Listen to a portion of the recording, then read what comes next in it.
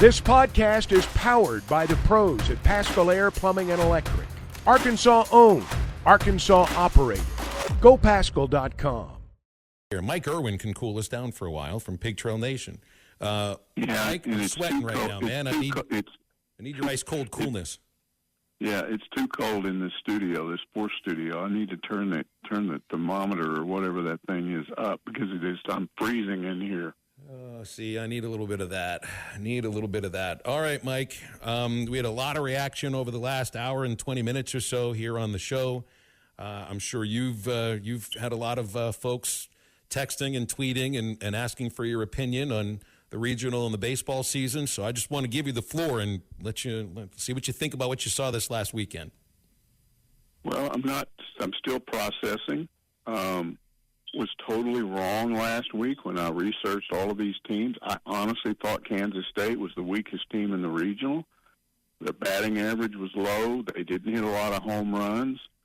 Yeah, pitch to contact, but they didn't really have an impressive season. I really was more worried about SEMO with their home runs and their high team batting average. And they did prove to be the team that eliminated Arkansas. But the thing that I'm still trying to process is how Kansas State scored 6 runs in one inning off Hagen Smith. Mm-hmm. Because I said that's why Arkansas would advance. They have not lost to 2 teams all year long at home, and they ended up not losing to 2 teams. They lost to 2 teams each, one of each, not one team twice. But that's the game that shocked me, and I still don't know what happened there. I don't know. I look back to Hoover and what was going on there, and everybody said it was okay. They just wanted to save his arm. And I think there's something to these fans that were upset about all these throwaway games. Oh, you didn't really have to do anything in the Sunday game at A&M. Those games at Hoover didn't matter. When you at one point were 39-3 or something like that, and then all of a sudden you start losing more than you're winning, I think at some point you've got to turn that around, and you can't really have throwaway games. You got to start trying to win. And maybe they just got into that mode and couldn't get out of it. I don't know. Or it could be you just had 2 teams that played over their heads. That does happen. I mean, I'm anxious to see what Kansas State does in the Super Regional, to see if are they really going to be like a team like North Carolina State 3 years ago that kind of just shocked everybody, or did they just get hot on one particular weekend and they were just the wrong team for Arkansas to run into? I don't know yet. I haven't figured it out. Mike, I'll go back to your original point here about this, and I think they caught Hagen Smith on the wrong inning. That's what it's about. I think if that 5th inning goes differently, I think we might be talking about Arkansas and Virginia in a super regional. Yeah. I really do. Because this season was built, and you'd mention it, the reason that I thought Arkansas would not lose 2 games at home in the postseason is because we hadn't seen Hagen Smith lose at home all year long. And look, he lost in Hoover, and I thought that was a different thing. I thought the team played with plenty of energy on Friday and on Saturday. I mean, you should run a game where you have 6 runs and Hagen on the mound. And that's the thing that's almost more shocking than just the season ending for the pitcher who, look, 2 years in a row, they wouldn't have even made it to a regional without Hagen Smith. He was that valuable last year in the rotation and as a reliever, and he was the best pitcher in the country all year long until the 5th inning on Saturday. And I hate it. But look, when you're a Friday ace, when you are the number 1 pitcher that's going to be drafted, I mean, it is on your shoulders at that point. Yeah, and what really happened, I mean, was he somewhat distracted? I know for a fact that he not only understood all the hype, that he was the top player in the country, had the lowest ERA, and a pitcher in the country and the lowest ERA, but he wanted this to be the best team in the country. And was he affected by what was going on around him? Did that get to him at some point? I don't know. Maybe it was just the fluke that happened, the fluke base hit and then the bunt, and you do walk a guy, and then you don't give up home runs, but you gave up a home run to a dangerous home run hitter, and then all of a sudden something that you didn't think could happen happened. I just know baseball has always been the sport that mystified me more than all others. Sports itself can be, you can be wrong about things, but baseball constantly surprises me at all levels. And so for that reason alone, we probably shouldn't be surprised, but we still are. And I think part of the problem with the fan base is when you invest this much energy into a season and it goes this long, and then you're looking the day after at a big, giant black hole, how do you process that? You process it with anger. People are lashing out. They're probably saying things they don't really believe. But you got to get that frustration out some way. And what are we going to do, talk about football for 3 months? I mean, I don't know what you do. Well, it's you're exactly right. Yeah, I don't want to like that. That's the position that I find myself in now, Mike. I live my life based upon the schedule that's put there in front of me by Arkansas Athletics. And I've had my weekends basically planned for me since August.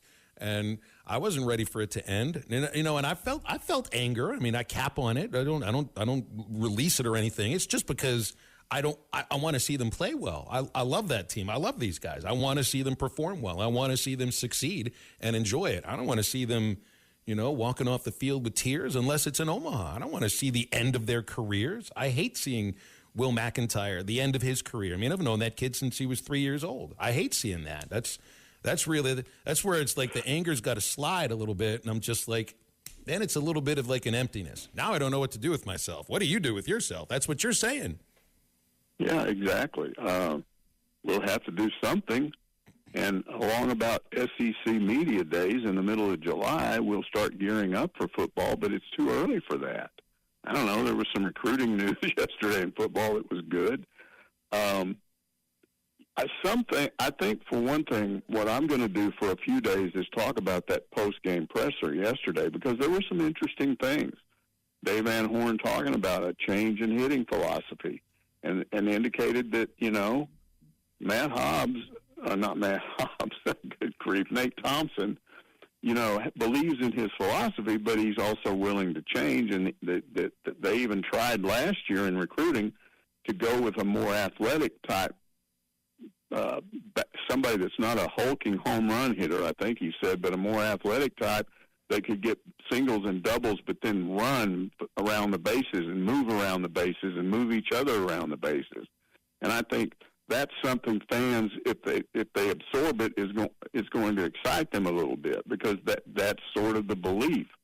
Now, I mean, I just saw an article that was written on Nate Thompson, and it kind of blows up some of the fallacies about him going back to when he first got here and compared to Vitello when he was here as the hitting coach. But I think fans will be excited to look at a possible change in the hitting philosophy and the kind of athletes you bring in here. He didn't say anything about pitching, but I would be interested in that too. I don't have anything against a strikeout guy like Hagen Smith, but I think you can have too many of those guys. And when you have a lot of them, it puts a whole lot of pressure on the head coach to know when to pull somebody. When has this guy gone too long? Do I pull Hagen Smith out in that game when he's just given up, 3 runs? Do I leave him in and he gets the 3-run homer? What do I do? So it puts more pressure on your head coach to manage a starter, and then it puts more pressure on your bullpen. But then we had a lot of bullpen guys that were strikeout guys. And you're sitting there looking at every pitch thinking, is he going to strike this guy out? Not is he going to get, a double play here? Is he going to get a fly ball to the outfield? That kind of stuff wears on you as a fan, I think, just sitting there looking and going, got to strike this guy out. Got to strike this guy out. That's not, pitching shouldn't be that way all the time. And it seems like with this team, that's what you were looking at over and over and over again. Mike, and to kind of close out here on this, it feels like maybe some of the anger has a little to do with we put a lot of our eggs in the baseball team as far as success for Arkansas athletics in this last year. The football season was a dud. Men's basketball season was a dud. Women's basketball season didn't go very well. And then the soccer even took a step back. Like, volleyball did well and gymnastics did well and track continues to do well and so do the golf teams. But when it came down to March and the major sports at that point hadn't done much, we put all our eggs in baseball and they don't make it through a Fayetteville regional. It's a tough way to end what has been kind of a tough athletics calendar. Well, Nolan always talked about creating a monster and then you have to feed it. And I think Dave Van Horn understands this. He has created a program, and Norm did this too. You create a program where fans expect success. And I would much rather have that than a program where you have a season like we had now and fans go, oh, I'm not upset. It was a good, you won the West. You were a high national seed. That's okay. That's good enough. Nobody likes a lot of this negative reaction, but I just think in the long run, what it's an indication of is the kind of program you have. The expectations are there, and it's good to have, much better to me to have those than to have some fan base that really doesn't expect you to do anything. BetOnline is your #1 source for all your betting needs. Get the latest odds, lines, and matchup reports for baseball, boxing, golf, and more. BetOnline continues to be the fastest and easiest way to place your wagers, including live betting and your favorite casino and card games available to play right from your phone. Head to the website or use your mobile device to sign up today and get in on the action. Remember to use our promo code BELIEVE, that's BLEAV, for your 50% welcome bonus on your first deposit. Bet online, where the game starts.